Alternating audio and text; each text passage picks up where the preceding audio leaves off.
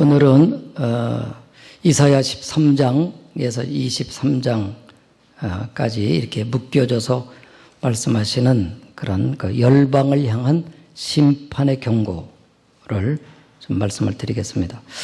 사실은 그 내용이 좀 무겁기 때문에 이거 어떻게 하면 좀 무거움으로 끝나지 않겠나. 제가 기도하면서 설교를 준비했고 또 기도하면서 설교하도록 그렇게 하겠습니다.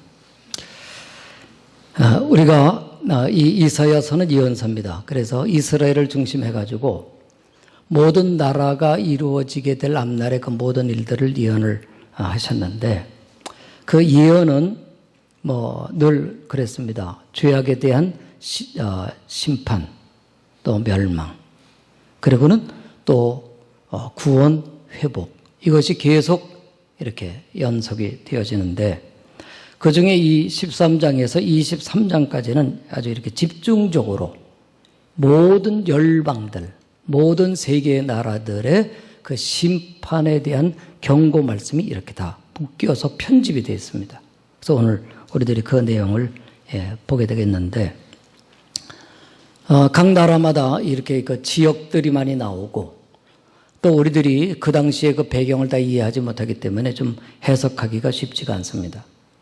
그래서 우리가 읽는데 저부터도 13장, 23장 그냥 이렇게 읽는데 쉽게 읽고 또 그거 얘기지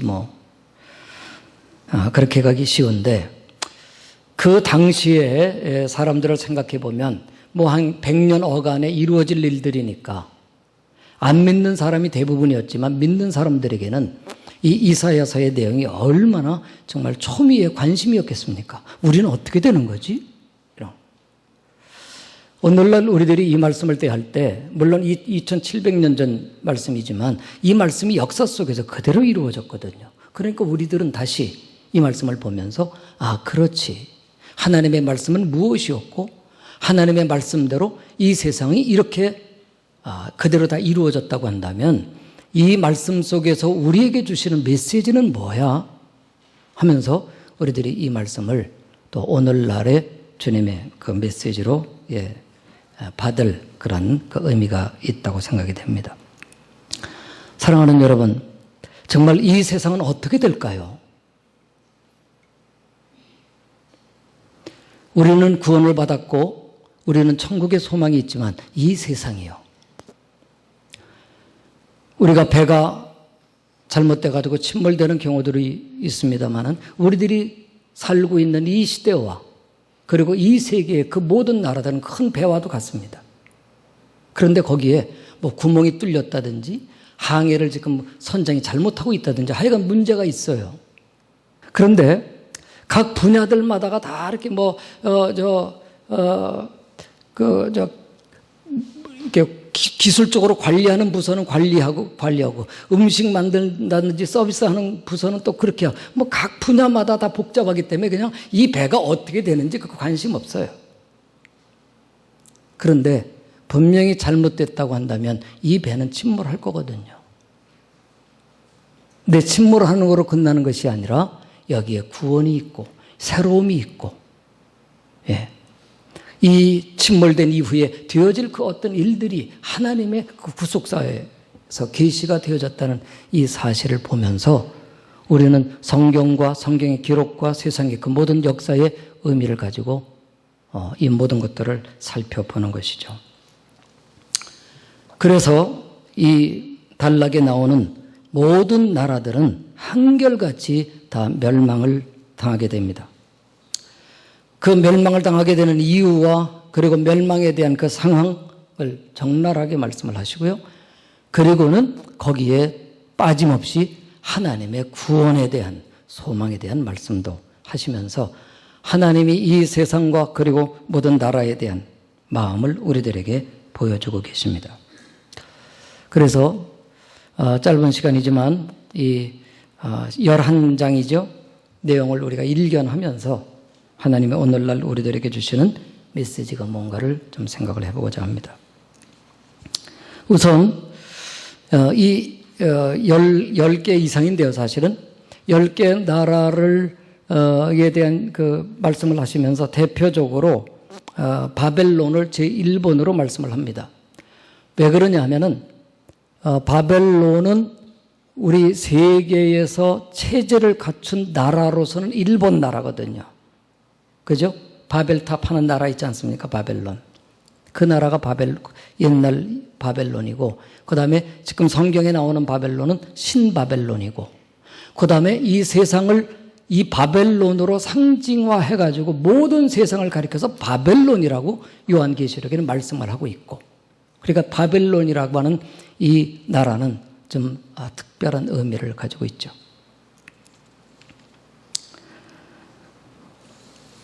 그런데 이 나라를 심판하시는 말씀을 하기 전에 우리가 그렇게 하지 않습니까? 여러 주제를 가지고 회의를 할 때 모두 발언하잖아요. 그죠? 맨 처음에 이렇게 서두를 꺼내면서 전체적인 걸 아우르는 그런 대표가 말을 하죠. 그것처럼 그 모두 발언이 나와요. 그런데 그 내용은 뭐냐면 하나님이 심판을 하시는 하나님의 어떤 하늘의 군대를 하나님이 부르셔요. 물론 그것이 그 당시에 이 세상에서는 보여지는 그 체제로는 뭐 바벨론이 될 수도 있고 메디아 페르시아가 될 수도 있어요. 그러나 그 영적으로 볼 때 하나님이 그렇게 부르셔요. 그리고 그들의 이름을 진도의 병기라 이렇게 말씀을 하셔요. 그리고 그 하나님의 심판이 이루어지는 그 때를 가리켜서 여호와의 날이라 그래요. 그러니까 각 나라마다 여호와의 날이 다르겠죠. 그 심판하는 날이에요. 오늘날 우리로 말하면 예수 그리스도께서 재림하시는 날, 모든 세상이 심판을 받는 날, 바로 주님의 날이죠. 주의 날이라는 게 있어요, 성경에.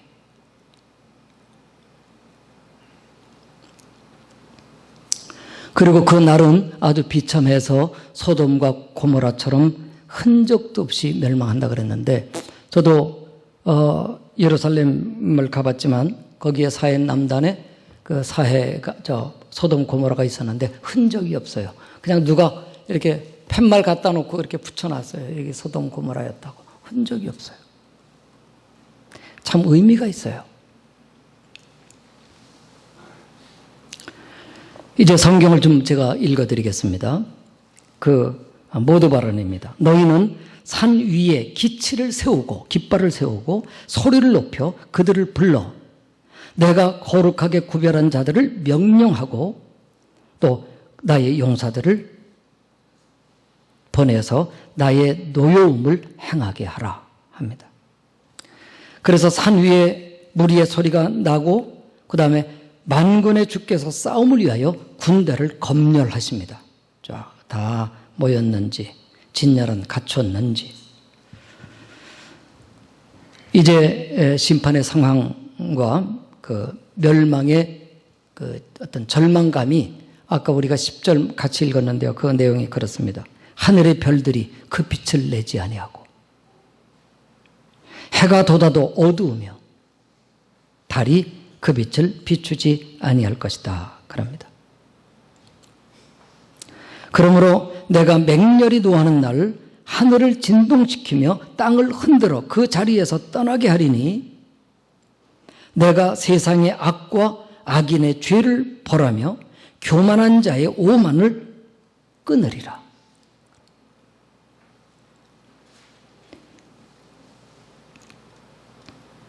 하나님은 이 세상의 역사를 주관하시는 분입니다.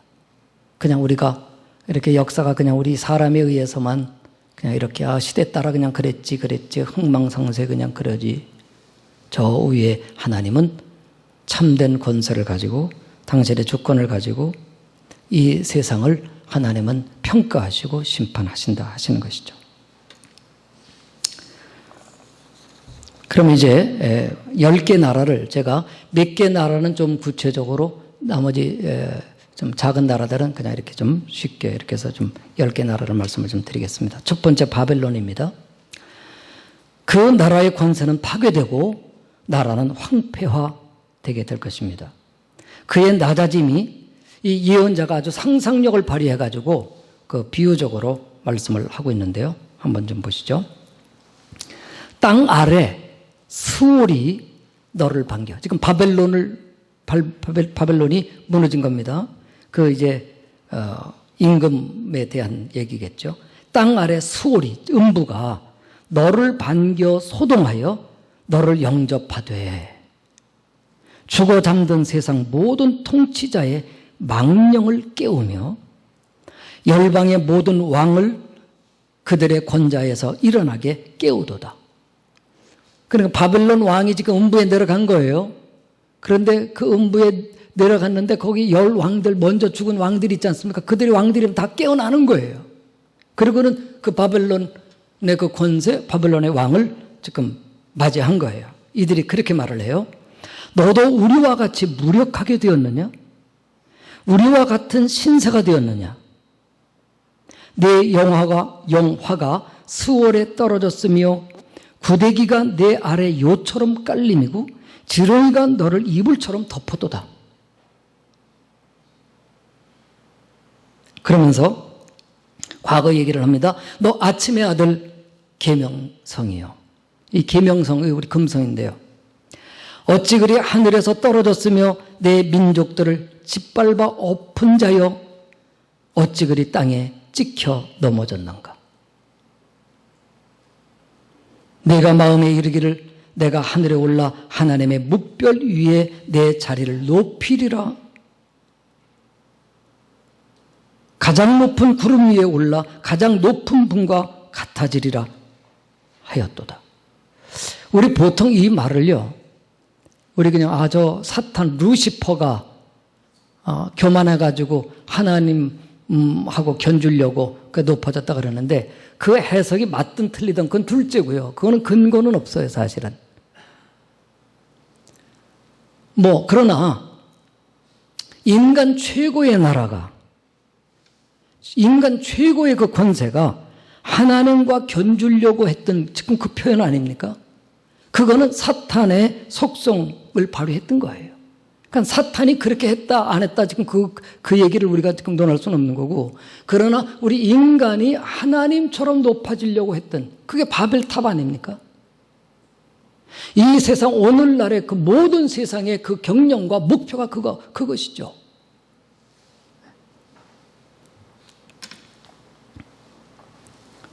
인간의 교만의 극치고 그리고 조직된 체제가 바로 실제 있었던 나라 바벨론이었다는 것입니다.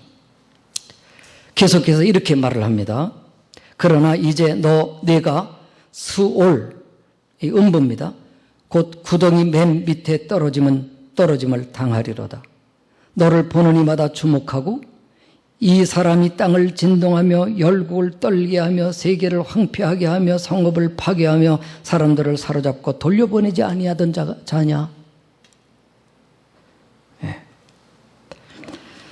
다른 나라 왕들은 자기의 화려한 무덤의 작업만은 오직 너는 무덤도 없이 썩은 나무가 버려진 것처럼 구덩이에 떨어져서 시체들에게 둘러싸여 밟혀진 시체가 되었구나. 그렇게 권세 높던 그 바벨론이, 사실 바벨론의 마지막 왕이 그 벨사살 왕이거든요.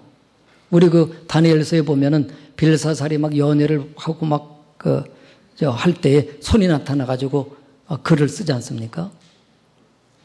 그 글은 네가 저울에 달아보니까 너가 합당치 않다. 그래서 멸망을 당했는데 페르시아의 고레스 왕에 의해서 막 처참하게 무너진 것이 바로 바벨론이거든요. 그대로 말씀을 하고 있죠. 이제 그 다음에 아수르입니다.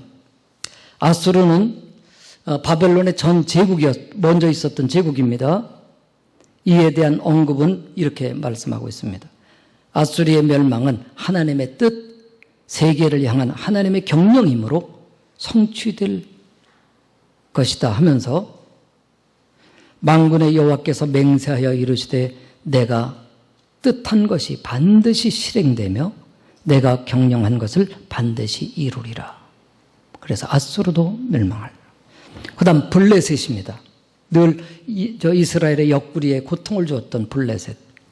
성문이여 슬피 울지어다. 성읍이여 울부짖을지어다. 너 블레셋이여 다 소멸되리로다. 그 다음 네 번째 모압입니다. 이 모압은 아브라함의 조카 롯의 후예들입니다. 그러니까 아브라함하고 같이 부름을 받았던 사람이에요. 저 후예예요. 택함 받았던 사람이에요. 그런데 그가 소돔 고모라 쪽으로 내려가더니 하나님을 떠나서 그가 부패되어지면서 그 세상적인 것을 누리고 살더니 교만해져서 그 다음에는 하나님의 백성까지 괴롭히는 그러한 나라가 되어버리고 말았는데 그 나라에 대해서 이렇게 말씀합니다. 하룻밤 사이에 멸망한다. 그의 교만, 오만, 거만, 허풍이 심판을 받게 될 것이다. 그 다음에 다메섹입니다. 다메섹은 보통 우리 성경에 아람이라고 되어 있는데요. 다메섹에 대한 경고라. 보라, 다메섹이 장차 성읍을 이루지 못하고 허물어진 무더기가 될 것이다. 그 다음에 다메섹하고 연합해서 늘 그 유대를 공격했던 북왕국 이스라엘인데요. 이렇게 또 그의 그 멸망을 평가를 이렇게 합니다. 이는 너 이스라엘이 내 구원의 하나님을 잊어버리고 내 능력의 반석을 마음에 두지 아니한 까닭이라. 북왕국이 멸망당한 그 이후 그 유대보다는 한 30년, 150년 먼저 멸망당했는데요. 내 구원의 하나님을 잊어버리고 뭐예요? 바알신을 섬기고 아세라신을 섬기고 이방인화가 되어버리고 말았거든요. 내 능력의 반석을 마음에 두지 아니했기 때문이다 라고 평가를 합니다. 그 다음 애굽입니다. 애굽의 멸망. 이 애굽은 늘 이스라엘이 의지하던 나라입니다. 그 나라에 대해서 이렇게 묘사를 하고 있습니다. 격동이 일어나서 형제와 지파가 서로 파벌이 생기고 이게 벌써 이 나라가 망하려고 그러는 거죠. 관리자들에게 어지러운 마음이 들어가 그들의 책략이 실책을 행하게 되고 경제의 실정을 이루어서 나일강이 마르고 어부들이 탄식을 하게 된다 하면서 이 애굽도 무너진다는 거예요. 그러면서 이 애굽에 대해서는요, 다시 회복할 것을 말씀을 하셔요, 또. 그런데 사실은 이 애굽이, 우리가 그냥 볼 때는 우리 출애굽했던 애굽만이 생각하는데요. 역사적으로 볼 때는 이 애굽이 다시 회복이 되는데, 영적으로 회복이 되는데, 우리 디아스포라 있지 않습니까? 이스라엘이 멸망을 당할 때 흩어진 게 애굽으로 많이 내려갔거든요, 사람이. 그래서 거기서 유대 사람들이 살면서 아주 유대인 촌을 이루고는 거기서 복음을 받아들이고 알렉산드리아 같은 데는 아주 기독교 전성의 그 시대를 맞이하게 됩니다. 우리 지금의 그 콥틱이잖아요. 이집트의 콥틱교. 그 부흥된 거예요, 거기에. 그 성경 말씀 그대로예요.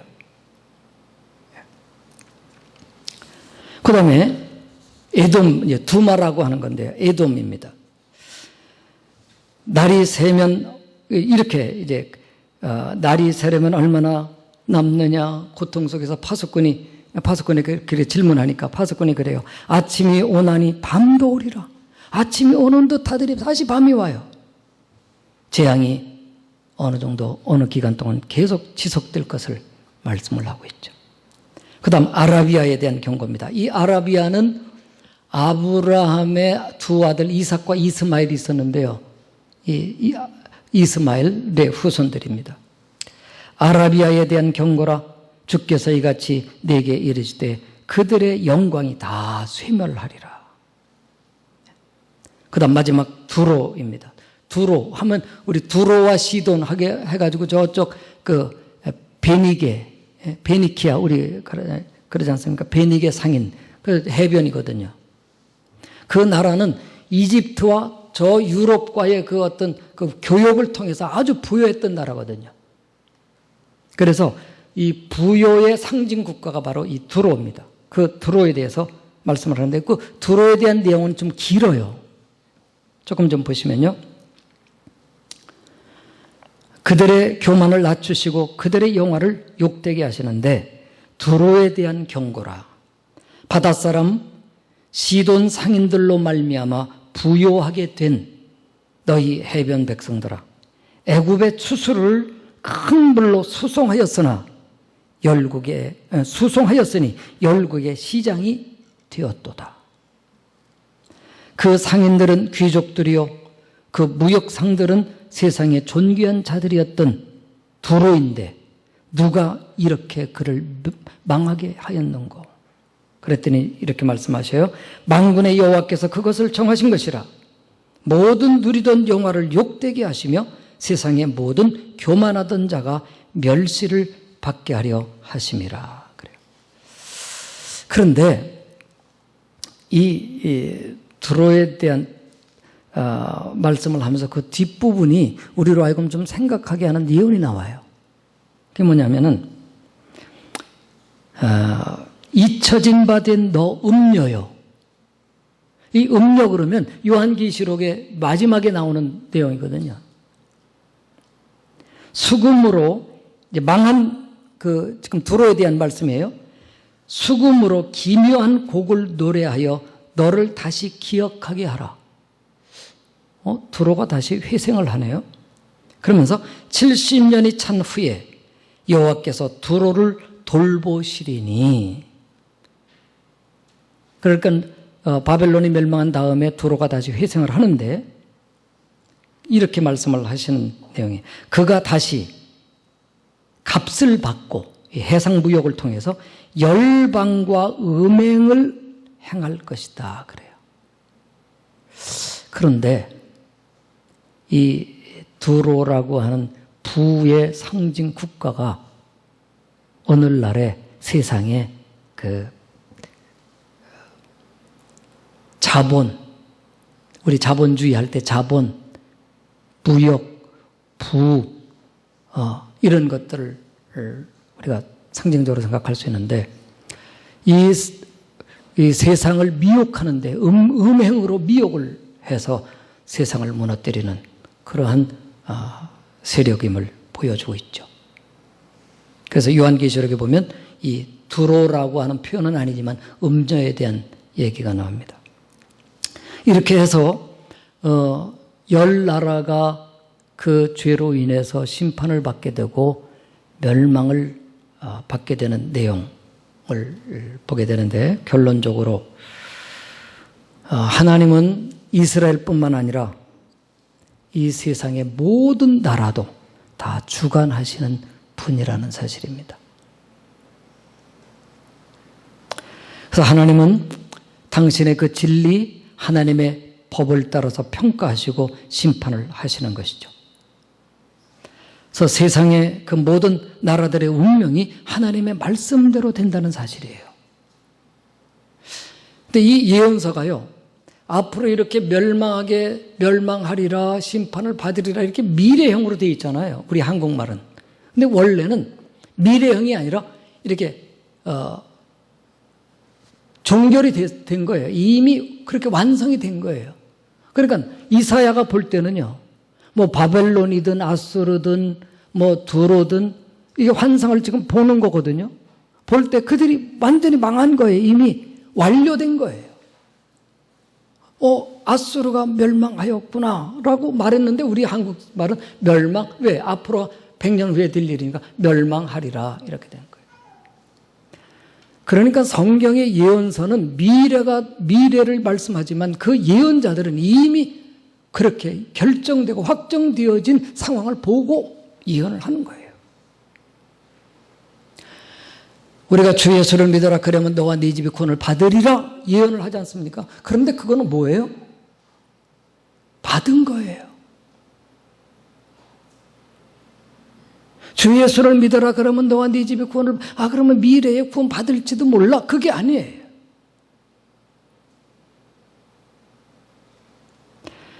그래서 오늘날 우리들이 지금 내가 하나님의 말씀을 가지고 사느냐 안 사느냐 하는 거예요. 앞으로 뭐 될지도 몰라. 또 난 잘 믿을지도 몰라. 그게 아니라 지금 내가 잘 믿으면 잘 믿는 대로 하나님과 올바른 관계 속에서 내가 지금 복을 누리고 있는 거예요. 지금 이 동성애 법이 지금 이제 통과가 돼가지고 뭐 남남 여여 결혼을 뭐 이렇게 공식화하게 되면요. 뭐 하나님의 그 말씀대로 우리 대한민국이 뭐 남들이 볼 땐 이상하게 들릴지 몰라도 우리 대한민국에는 이 시대에 하나님의 섭리가 있거든요. 하나님과의 관계가 너희도 이제는 세상 나라구나. 동일하게 세상 나라구나. 그리고 우리 국가의 운명도 그렇거니와 사회가 얼마나 어지럽겠어요. 또 우리의 가정들이 어떻게 되겠고 우리의 자녀들이 어떻게 되겠습니까? 모든 나라들의 그 심판과 멸망은 하나님의 말씀이 기준이고 하나님의 뜻이거든요. 하나님이 말씀하셨기 때문에 시행될 것이고 하나님이 경영하실 것이기 때문에 이루어질 것이거든요. 다 이루어지거든요. 그래서 어제는 메시지를 보냈는데 이번에는 여러분들이 좀 반대 운동할 수 있도록 뭐 하나 이렇게 누르면 되는 그거를 좀 이번 주간에는 보내드리도록 그렇게 하겠습니다. 그래서 우리의 이 나라, 우리의 나라는 하나님이 보시는 하나님의 나라는 교회입니다. 그런데 우리 일반 우리 나라 있지 않습니까? 그 나라는 그냥 우리 일반 세상 나라, 인간 나라예요. 그런데 우리 하나님의 나라와 세상 나라가 이렇게 겹쳐져 있죠. 이렇게 겹쳐져 있죠. 그런 가운데 하나님의 뜻이 결코 아닌 이럴 수도 어떤 거는 이럴 수도 있고 저럴 수도 있지만 이 오늘날 추구하는 이 법은 그래서는 안 된다 하는 그런 내용들이죠. 이제 세상의 모든 나라는 역사 속에서 궁극적으로 멸망을 하게 됩니다. 그래서 인간의 그 모든 교만들, 인간의 그 모든 그 욕망들로 인해서 멸망을 하게 되는데 하나님은 멸망과 함께 주시는 교훈이 있습니다. 그게 뭐냐면 그 이사야 20장에 보면 하나님이 이사야가 상당히 오랜 기간 동안 한 50년 예언을 했다고 그러는 것 같은데 어느 시점에 완전히 옷을 벗고 예언을 하래요. 얼마 동안이요? 하루 이틀이 아니에요. 3년 동안. 근데 그게 뭐냐면 애굽이 멸망당하고 애굽이 그 모든 백성들이 포로로 잡혀가는 그 모습을 연상하게 하기 위해서 포로로 잡혀갈 때 옷 다 벗기고 묶고 가지 않습니까? 근데 이사야에게 애굽이 멸망당할 것을 예언하면서 다 벗고 예언하라는 거예요. 사람들이 얼마나 놀랬겠습니까? 이 애굽이 멸망당한다는 그 기정사실을 확실히 보이면서 또 한 가지는 뭐냐면 이스라엘 사람들은 어려움이 닥칠 때마다 아수르가 공격을 한다든지 할 때마다 애굽을 의지하거든요. 이 국제 정세를 좀 이렇게 봐가면서 어디가 더 강하지? 아수르도 의지하고 바벨론도 의지하고 또 아랍 나라도 같이 연합하고 뭐 이러지 않습니까? 세상 나라를 의지하지 말라는 거예요. 세상의 세력과 세상의 권세를 의지하지 말라는 거예요. 오직 우리들은 하나님만을 의지해야 된다는 사실을 말씀하고 있죠. 그 다음 마지막 한 가지는요. 하나님이 심판을 말씀하시면서도 구원을 말씀을 하셔요. 다른 나라도. 여기 보시면요. 애굽에 대한 얘기 제가 조금 더 보도록 하겠습니다. 그날에 애굽 땅에 만군의 여호와를 가리켜 충성을 맹세할 5 성읍이 있을 것이다. 호호. 애굽에 충성을 맹세할 5 성읍. 아까도 제가 말씀을 드렸죠. 알렉산드리아 등등. 그들이 그 압박하는 자들로 말미암아 여호와께 부르짖겠고 여호와께서는 그들에게 한 구원자요 보호자를 보내서 그들을 건지실 것임이라. 복음이죠. 여호와께서 애굽을 치실지라도 후에는 고쳐 낫게 하실 것이며 그들이 주께로 돌아와 여호와께서 그들의 간구함을 들으시고 그들을 고쳐 주시리라 그랬습니다. 그렇기 때문에 이 세상이 멸망당하는 것 당하지만 그래서 우리가 그래 다 멸망당할 세상이야가 아니라 하나님은 그들에게 구원을 주신다는 거예요. 그래서 대표적인 나라들, 여기 그래요. 그날에 이스라엘과 애굽과 아수르가 더불어 세계 중에 복을 주는 나라가 될 것이며, 이는 만국의 여호와께서 복을 주시며 이르시되 내 백성 애굽이여 내 손으로 지은 아수르요 나의 기업 이스라엘이여 복이 있을지어다 하실 것임이니라 그래요. 그런 것 보면 하나님이 그냥 이 세상을 그냥 멸하시는 게 아니라 죄의 경중을 따라서 하나님의 눈은 온 세상을 보시면서 그 죄에 대해서 심판하시지만 그들을 긍휼히 여기시고 그들을 구원하신다 하셨어요. 오늘날 죄악이 관영하는 이 세상 가운데 우리들이 복음을 전하는 이 복음은 참으로 의미가 있습니다. 복음을 전한다는 것은 그냥 되는 게 아닙니다. 오늘날 이 세상과 그리고 이 민족과 그리고 우리 한국교회가 살 수 있는 길은 오직 우리 모두가 다 복음을 전할 수 있는 사람들이 되는 거예요. 다른 거 물론 다 중요하죠. 우리가 그물을 던지게 되면 거기에 그물들도 있어야 되고 납도 달려야 되지만 거기 잡는 자리를 잡아 끌으면 모든 게 다 끌려오지 않습니까? 잡아 끄는 게 바로 우리들이 복음을 전할 수 있는 사람들이 되는 거예요. 복음을 전하는 게 그냥 되는 게 아닙니다. 그래서 쉽지가 않아요. 정말 복음에 대한 이해가 있는가 하는 거예요. 복음을 전해주시는 하나님의 아버지의 가슴이 있느냐 하는 거예요. 정말 이 복음을 위해서 내 생명을 내어놓을 수 있는가, 전적으로 주님을 의지할 수 있는가 하는 그런 마음의 헌신이 있는가 하는 거예요. 그리고 복음을 전할 때 주님이 성령으로 나와 함께 계셔서 나에게 능력으로 병든 자들이 고침받고 사람들의 마음들이 위로받고 그들의 심령이 변화될 수 있는 능력이 정말 있는가 하는 거예요. 이 세상이 암울하지만 하나님 앞에 기도하는 기도의 그런 마음이 있는가 하는 거예요. 목숨 걸고 이 세계의 나라의 운명이 달려있는데 우리들이 기도하지 않을 수 있겠습니까? 하나님이 당신의 아들을 보내셔서 이 세상을 구원하시겠다는데 우리들이 얼마큼 이 일에 우리가 집중해야 되겠습니까? 세상 여러 가지 일들이 다 중요하지만 하나님은 그래서 한 사람을 찾는 것이죠. 이사야를 부르신 거죠. 우리 모두 다가 다 이 시대에 그 가정에서와 우리 사회에서 이 시대에 작은 한 사람 한 사람 정말 이 시대를 위해서 하나님의 가슴을 가지고 하나님의 구속사를 이해하고 정말 기도하느냐는 거예요. 기도하는 우리를 통해서 하나님이 우리의 입술과 우리의 손길과 우리의 발걸음을 통해서 기이한 능력을 나타내지 않겠습니까? 아, 이 세상이 이러니까 바이러스가 이러니까 그냥 우리들이 입 다물고 그냥 이렇게 있는가? 아니요. 하나님은 당신의 정도를 통해서 당신의 뜻을 이루실 거예요. 저기 무한한 군대가 다 준비되어 있지 않습니까?